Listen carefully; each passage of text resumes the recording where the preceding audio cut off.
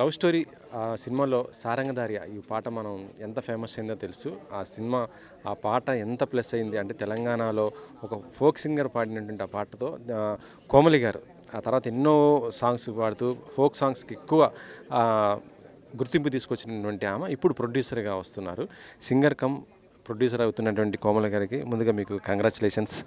Cinema Venkatarama గారి తాలూకా ఈ cinema ప్రొడ్యూసర్గా రావడానికి కారణం ఏంటి అసలు? ప్రొడ్యూసర్‌గా రావడానికంటే నేను ఒక కథ ఎంచుకున్నాను సార్. నా మనసులో ఒకటి అనుకున్నా. నేను ఎప్పుడైనా కనీసం ఏ సాంగ్ రాసినా ఏదైనా అనుకున్నానంటే తప్పకుండా దాన్ని చేస్తానని నా మనస్తత్వం. అంటే నేను చేసే అంతటి తాన్ని కాదు. చాలా నిరుపేద కుటుంబంలో పుట్టిన అమ్మాయిని. కానీ ఏదైనా అనుకున్నానంటే చేయాలనే పట్టుదల, మొండితనం బాగుంటుందండి నాకు. పాట పాడొచ్చు, అది ఈజీ. అంటే ఈజీ అంటే ఏమి ఇబ్బంది ఉండదు. యాక్టింగ్ చేయొచ్చు, లేక ఇంకేం చేయొచ్చు. కానీ ప్రొడ్యూసర్ అంటే చాలా కష్టం. డబ్బులు ఎంత ఇది ఈ సినిమా నిర్మించడం అంటే అదంతా కష్టము. దాని తర్వాత రిలీజ్ చేసుకోవడం చాలా కష్టం. ఒక ప్రొడ్యూసర్‌గా దీంట్లోకి ఎంట్రీ అయిన తర్వాత మీకు ఎలాంటి స్ట్రగుల్స్ వచ్చాయి ఏంటి అసలు? చాలా సార్. ఇన్ని రోజులు అసలు ఈ నిర్మాతలు ఇన్ని సినిమాలు ఎలా తీసుకురాగలిగినరు, డైరెక్టర్స్ ఎంత కష్టపడ్డారు. ఎన్నో సినిమాలు, ఎన్నో మంచి మంచి సినిమాలు, ఎంతో మంచి బ్యాక్గ్రౌండ్ స్కోర్తోని, ఎంతో మంచి లిరిక్స్తోని ముందుకొచ్చారు. ఎంత కష్టపడి ఉంటారో పాపం. వాళ్ళ జీవితాల వెనుక ఎంతో కథ ఉంది. మనం సినిమాకి వెళ్ళి 2 గంటలు సినిమా చూసి ఏహే బాలేదు బాగుంది అని ఎన్నెన్నో కామెంట్లు పెడతాం. కానీ దాని వెనుకున్న కష్టం ఎంత ఉంటుందో నేను నా కళ్ళారా చూశాను సార్. అంటే నాకు తెలిసింది ఏంటంటే మీరు ఇప్పుడు నల్లపూసలు కూడా అమ్మేసి సినిమా నిర్మించారు అనేసి తెలిసింది. అది నిజమేనా ఏంటి అసలు? అంటే మీరే అన్నారు, ప్రొడ్యూసర్గా బయటకు రావాలంటే ఎన్నో కష్టాలు ఉంటాయి. ఎన్నెన్నో కష్టాలను ఎదుర్కొని, ఎన్నో ఇబ్బందులను ఎదుర్కొని సినిమా తీయడానికి ముందుకొచ్చాను. ఎన్ని ఒడిదుడుకులు వచ్చినా, ఎన్ని ఇబ్బందులు ఎదురైనా సరే, ఒక ఫోక్ సింగర్ ఈవిడేం సినిమా తీస్తుందని ఎంతోమంది అవమానించారు, ఎంతోమంది పొగిడారు, ఎంతోమంది నన్ను సపోర్ట్ చేశారు. నా సినిమా టీం అయితే ప్రతి ఒక్కరు నన్ను సపోర్ట్ చేశారు. అయినా కానీ సరే నా భర్త నా తోడుండి, నిజం చెప్పాలంటే ఎన్నో నిద్రలేని రాత్రులు, ఎన్ని నిద్రలేని రాత్రులు గడిపాడో. ఏ రోజు సరిగా తిన్నది లేదు, కంటి నిండా నిద్రపోయింది లేదు, ఒంటికి బట్ట కట్టింది లేదు.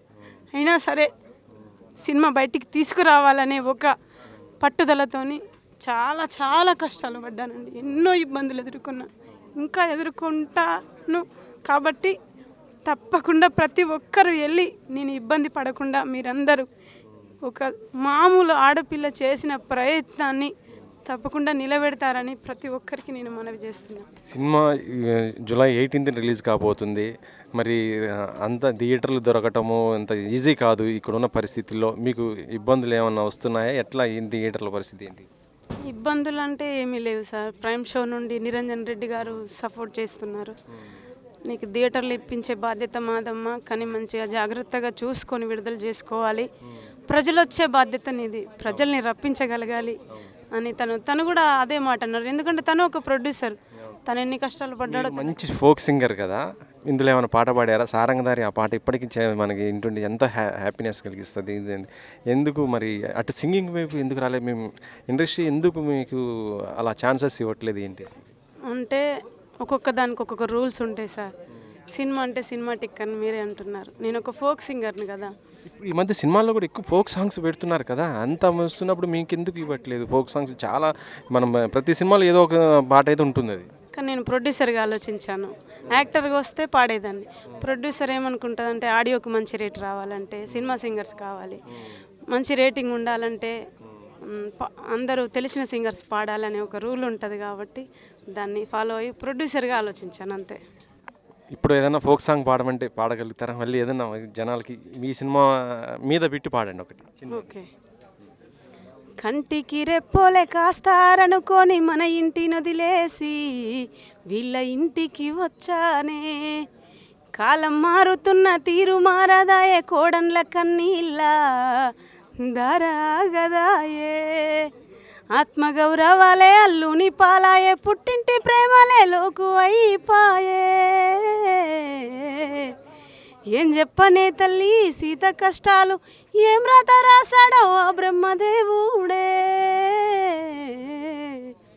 తట్టుకోవే తల్లి పుట్టింటి పేరును మెట్టింట్లో నిలపాలే. కంటికి రెప్పోలే కాస్తారనుకొని మన ఇంటిని వదిలేసి వీళ్ళ ఇంటికి వచ్చానే. ఈ సినిమాలో ఉంటుందండి ఈ సాంగ్. నేనే పాడేదాన్ని కానీ సినిమా సింగర్స్ అని మంగ్లీతో పాడించారు ఎందుకని? అంటే మంగ్లీ ఇప్పుడు జనరేషన్లో కొంచెం ఊపున్న సింగర్, మంచి సింగర్, అన్ని సినిమాలలో ఎక్కువగా పాడుతుంది కాబట్టి తను నా మిత్రురాలు. తనకు నాకు ఎలాంటి ఎప్పుడు కూడా సారంగధరి అనే వివాదం నాకు ఎక్కడ లేదండి. ఎవరు నేను తక్కువ చేయను. ఎందుకంటే ఏంటంటే నేను పాడలేకపోయానని ఆవేదన పడ్డానే తప్ప నేను ఎవరిని తక్కువ చేయను. సారంగధారి పాడింది ఆ పాట మధుప్రియ కదా? మధుప్రియనా మంగ్లీనా? మంగ్లీనే. అప్పుడు మంగ్లీకి మీకు ఇద్దరి మధ్య ఒక ఇష్యూ అయింది, కానీ ఇప్పుడు మళ్ళీ మీకు మీరిద్దరు కలిసి మళ్ళీ పాడటం అంటే ఎలా అనిపించింది? మంగ్లీకి నాకు ఎలాంటి ఇష్యూ లేదండి. పాడలేకపోయానని అడిగానే తప్ప నేను ఎవరిని ప్రశ్నించలేదు. అశోక్ తేజ సార్ కూడా చాలా మంచి వాళ్ళు. అందరూ సినిమా అంటేనే ఎంత కష్టం ఉంటుందో ఇప్పుడు తెలిసింది. అప్పుడు పోరాడగలిగానే, కానీ ఎన్ని కష్టాలు పడి ఒక ప్రొడ్యూసర్ సినిమా బయటికి తీసుకొస్తే ఇప్పుడు ప్రొడ్యూసర్ని అయ్యాను కాబట్టి ఆ సినిమా విలువేంటి, ప్రొడ్యూసర్ విలువేంటి తెలుసుకున్నాను. మీ సినిమా మంచి హిట్ కావాలని మనస్ఫూర్తిగా కోరుకుంటున్నాను. మీరు ఇంకా ఇటు పాటలు పాడాలి, అటు ప్రొడ్యూసర్గా కూడా సక్సెస్గా ముందుకు రావాలి. మొత్తం సినిమా ఇండస్ట్రీ కూడా మీకు సపోర్ట్ కూడా చేయాలని మనస్ఫూర్తిగా కోరుకుంటున్నాను. ఇది సింగర్, ఫోక్ సింగర్ ఇప్పుడు ప్రొడ్యూసర్ అయినటువంటి కోమలితో ఫేస్ టు ఫేస్. కెమెరామెన్ పాషాతో వెంకట్, 10 TV.